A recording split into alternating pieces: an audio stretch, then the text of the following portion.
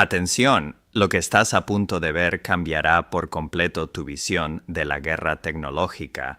Rusia destruyendo sus propios drones, mientras Ucrania los roba y los convierte en armas que ellos mismos fabricaron. Sí, leíste bien. Lo imposible se volvió realidad en pleno territorio enemigo. Si quieres descubrir cada detalle de esta operación secreta y cómo Ucrania dio vuelta a la situación, suscríbete ahora, dale like, comparte este video y déjanos tu comentario. ¿Tú qué hubieras hecho en su lugar? No te lo puedes perder. Características que cumplen tu pedido. Poderoso y fuerte. Cambiará por completo tu visión. Lo imposible se volvió realidad. Impactante, chocante. Rusia destruyendo sus propios drones, mientras Ucrania los roba. Breve y directo. 3-4 frases. Lista para abrir el video. Llamado a la acción irresistible. Suscríbete, like, comparte, comenta calor, calor. Eran poco más de las 2 a.m. de enero de 2026, cerca de la frontera de Bryansk-Navalia, dentro de Rusia, cuando las sirenas de ataque aéreo comenzaron a sonar en un centro de lanzamiento de drones Shahed, que se había convertido en uno de los nodos logísticos más importantes para Moscú.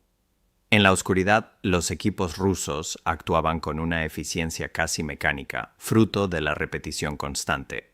Revisaban líneas de combustible, confirmaban los sistemas de guía y preparaban lo que creían sería otro ataque masivo contra Ucrania.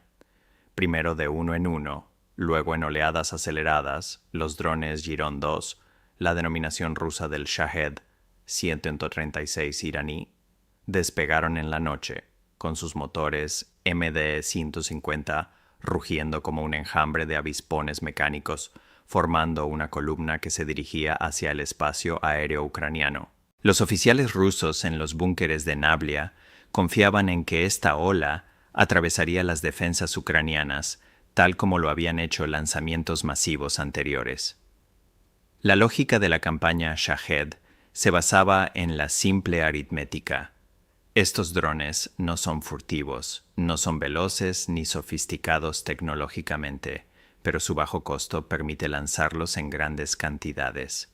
Cuando docenas, incluso cientos, llegan simultáneamente, hasta la red de defensa aérea más moderna enfrenta decisiones imposibles.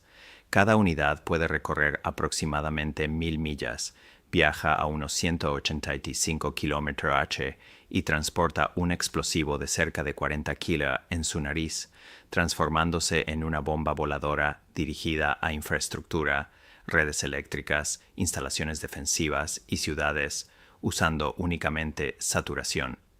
Esa noche, Moscú lanzó más de 150 Giron organizados en 2 enjambres coordinados, con objetivos en Kiev y Sumy, buscando saturar la red defensiva ucraniana. Los planificadores rusos esperaban que los comandantes ucranianos consumieran sus misiles interceptores más costosos, agotaran a sus operadores de radar y dejaran huecos que las siguientes oleadas pudieran explotar. En el puesto de mando de Nablia, la confianza reinaba. Sobre el papel, el plan era perfecto. Volumen abrumador, drones baratos y la expectativa de que Ucrania simplemente absorbiera lo que lograra pasar. Sin embargo, lo que Moscú no percibió en los primeros minutos fue que Ucrania no se limitaba a derribar la oleada, planeaba capturarla. A las 2:15 a.m., mientras las sirenas seguían sonando, las fuerzas ucranianas ya rastreaban la formación con precisión inusual, gracias a la combinación de inteligencia partidaria, monitoreo OSINT y observación satelital que identificó los drones recién salidos de la línea de producción de Alabuga, uno de los principales centros rusos de ensamblaje. Los estrategas ucranianos comprendían que destruir Shaheds era una cosa, pero capturarlos intactos representaba otro nivel de valor estratégico, porque el verdadero activo no era el fuselaje de madera contrachapada, sino el motor MD-150, los módulos de guía y los sistemas electrónicos que podían estudiarse, modificarse y potencialmente emplearse contra sus propios creadores. Al cruzar la zona gris cerca de la frontera, el aire se llenó de un zumbido eléctrico agudo. No provenía de los Shaheds, sino de algo más. Los nuevos drones interceptores ucranianos, sistemas de bajo costo, alrededor de $2.500 cada uno, diseñados no como interceptores explosivos, sino como bisturíes voladores. Equipados con sistemas de interferencia GPS de baja frecuencia, cargas especializadas de guerra electrónica y redes de Kevlar, tenían un propósito específico: obligar al aterrizaje de los drones enemigos sin detonar sus cargas. En un sótano de concreto, húmedo y resbaladizo, un piloto ucraniano de 28 años, conocido como Dima, ajustaba sus gafas de visión térmica. Sus manos blancas por la tensión sujetaban los controles, mientras la imagen de un tubo de escape Garand 2 llenaba su pantalla. Dima no buscaba destruir los drones, pues la explosión arruinaría el motor y la tecnología que Ucrania deseaba preservar. La misión exigía precisión, combinando engaño electrónico y coerción física. El equipo de guerra electrónica ucraniano comenzó a falsificar coordenadas GPS, engañando el cerebro de navegación del dron, mientras Dima, como un pastor con su rebaño, guiaba el dron con movimientos sutiles y controlados hacia un aterrizaje seguro en un terreno pantanoso, justo en la zona gris entre las fuerzas. Los márgenes de error eran mínimos. Un solo ángulo mal calculado podía detonar el explosivo de 40 kilo y arruinar la operación. Dima seleccionaba cuidadosamente solo 4 o 5 unidades, las de motores MD-150 más estables, los verdaderos tesoros de la oleada. A pocos kilómetros, el cielo nocturno se abrió cuando otro dron interceptor ucraniano falló ligeramente en su maniobra, golpeando con demasiada fuerza.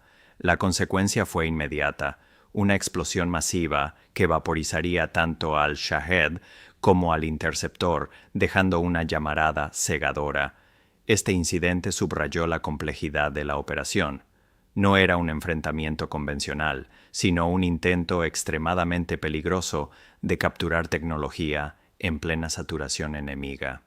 Mientras Dima guiaba a su pequeño grupo de drones como un pastor con precisión milimétrica, los otros 140 Shaheds continuaban su trayecto hacia objetivos ucranianos y la red de defensa se mantenía al límite. Los sistemas Patriot lanzaban interceptores valorados en aproximadamente $4 millones cada uno, enfrentándose a municiones mucho más económicas, porque los comandantes debían proteger ciudades e infraestructura crítica a toda costa. Los tanques antiaéreos Gepard abrían fuego con cañones gemelos de 35 mm cruzando el cielo con trazadores brillantes como agujas de neón, mientras los fragmentos de drones y explosivos sin detonar caían sobre el terreno, convirtiendo el campo de batalla en una lotería mortal.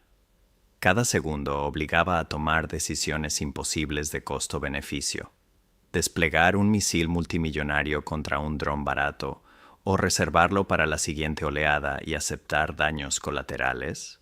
En 2026, la economía de la guerra se había vuelto inseparable de la supervivencia misma.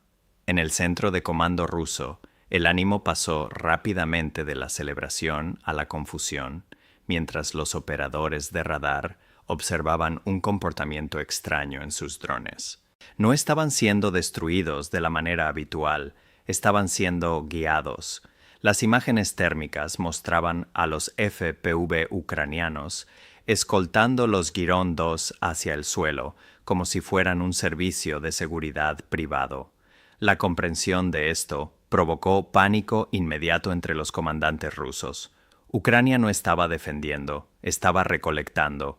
La orden llegó por canales encriptados sin demora: neutralizar la flota de inmediato. De repente, los sistemas Panzer S-1, diseñados para proteger la oleada, comenzaron a atacar sus propios drones. Rusia prefería destruir su inversión multimillonaria antes que permitir que un solo motor, MD-150, cayera intacto en manos ucranianas. A las 2:45 am, Las defensas de Nablia disparaban un muro de proyectiles de 30 mm, destruyendo unidades Giron 2 en pleno vuelo y convirtiendo millones de dólares en chatarra ardiente que caía sobre la región fronteriza. El sistema Panzervolley atravesó un dron y continuó su trayecto, impactando a 2 interceptores FPV de Dima y vaporizándolos al instante. En el búnker, la pantalla de Dima mostró señal perdida. Sus avanzados drones guardianes habían sido eliminados por quienes intentaban burlar. El sudor frío le recorría la espalda. Solo le quedaban 3 objetivos recuperables. Uno de los Shaheds estaba apenas a 3 metros del pantano, tan cerca de un aterrizaje controlado que la victoria parecía al alcance. Pero entonces, la orden de autodestrucción rusa penetró la interferencia electrónica. El dron sufrió una falla estructural catastrófica, explotando a pocos metros del suelo y destruyendo varios FPV ucranianos cercanos. Dima se quitó las gafas, gritando las palabras que todo operador teme: modo autodestrucción. Moscú estaba enviando comandos de detonación a cada número de serie activo, convirtiendo los drones recuperables en chatarra antes de que Ucrania pudiera asegurarlos. Por cada dron que Ucrania intentaba salvar, varios más eran destruidos por sus propios creadores. Sin embargo, Dima no se dio por vencido. Tomó un control de respaldo y se enlazó con un dron ya aterrizado en una zona protegida por los interferidores ucranianos. Respirando con dificultad, informó que tenía 4 unidades estables. Las jaulas de Faraday funcionaban y unas pocas unidades recién salidas de Alabuga habían aterrizado intactas, protegidas de los comandos de destrucción rusos. Mientras tanto, en Nablia, los comandantes creían haber eliminado con éxito el 95% de su oleada. Sin embargo, las imágenes térmicas les mostraban algo que los dejó estupefactos: pequeñas firmas de calor moviéndose a 100 km/h a través del barro. Se trataba de equipos ucranianos SSO en bogies rápidos, completamente apagados y guiados por visión nocturna de alta gama. Con solo minutos antes de que la artillería rusa arrasara la cuadrícula, el líder del equipo frenó frente a un dron caído. 2 drones permanecían erguidos en el pantano, motores MD-550 aún tibios, con olor a combustible y aceite quemado, pero la amenaza de detonación rusa seguía presente. Un técnico aplicó nitrógeno líquido en la punta del dron, congelando fusibles y sistemas electrónicos al instante, comprando segundos preciosos. El equipo cubrió el dron con una tienda de malla Faraday portátil, cortando completamente la conexión con Moscú. Dentro de esa burbuja electrónica, el dron estaba muerto, y los operadores rusos observaban impotentes cómo la señal se apagaba. Al percatarse de que la detonación selectiva había fallado, Rusia escaló inmediatamente, ordenando artillería pesada sobre la zona. La primera granada de 152 milímetros impactó cerca, levantando barro y metralla mientras el equipo ucraniano transportaba el motor de 23 kilos en el bogie, lidiando con metal resbaladizo y filoso, con la constante amenaza de que el fusible congelado aún pudiera activarse. En total, recuperaron 4 motores y 4 kits de guía, los auténticos tesoros de la producción de Alabuga. Y mientras la artillería avanzaba, los buggies desaparecieron entre los árboles, dejando a los comandantes rusos enfrentando la ironía absoluta. Ucrania había ejecutado un verdadero golpe y escapado intacta. 7 días después, mientras los oficiales rusos aún redactaban informes explicando por qué habían destruido su propia flota, la tecnología capturada ya estaba siendo modificada en talleres secretos. Ucrania no intentó copiar el Shahed desde cero, un proceso que habría requerido meses, sino que realizó ingeniería de campo, instalando los motores MD-150 capturados en nuevas plataformas de drones kamikaze de largo alcance, denominadas Beaver. Para el 25 de enero de 2026, Ucrania contaba con una flota de 10 drones de largo alcance, 4 impulsados por los motores robados y 6 con mejoras basadas en sistemas donantes, no simples copias, sino versiones 2.0. A las 3 a.m., la misma base de lanzamiento de Navlia que había intentado destruir su propia flota detectó nuevas firmas acústicas. El sonido era inequívoco, el rugido grave del motor MD-150. Un operador junior asumió que se trataba de drones rusos fuera de curso, dado que la huella acústica coincidía con la de su propia flota y los sistemas automáticos no activaron alarmas. Ese fue el punto débil. Para cuando los sistemas Panzer intentaron apuntar, los drones ya se lanzaban a baja altura, a 190 km/h, dirigiéndose no hacia ciudades, sino hacia la infraestructura que los había lanzado solo una semana antes. Uno impactó directamente contra una fila de lanzadores Shahed cargados, provocando una reacción en cadena de combustible y explosivos, iluminando el cielo de Bryansk como si fuera pleno día. Las defensas rusas respondieron de inmediato, disparando a ciegas entre el humo y destruyendo un Beaver modificado en pleno vuelo. Pero mientras la atención estaba enfocada hacia arriba, una segunda oleada apareció.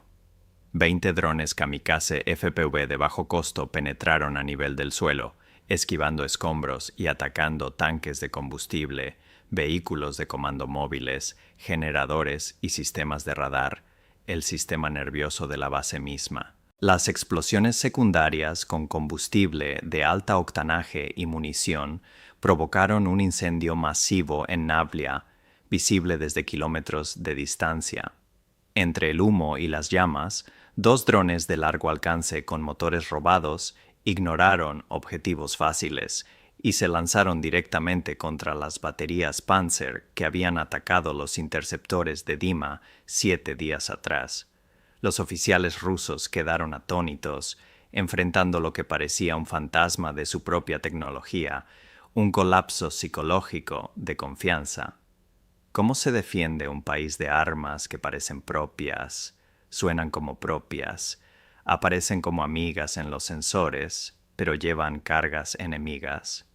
Moscú se vio obligado a congelar las operaciones Shahed a lo largo de la frontera norte durante 48 horas, mientras intentaba determinar cómo diferenciar sus propios drones de los modificados por Ucrania. Rusia había intentado destruir su propia casa para mantener al vecino fuera, pero Ucrania tomó la madera en llamas, la transformó en una lanza y la arrojó de vuelta por la ventana principal.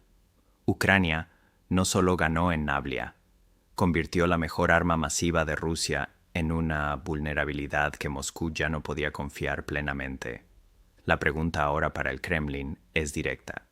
Cuando la próxima oleada de unidades Girian 5 despegue, ¿se dirigirán hacia Kiev o serán los próximos integrantes de la flota ucraniana reconstruida y modificada?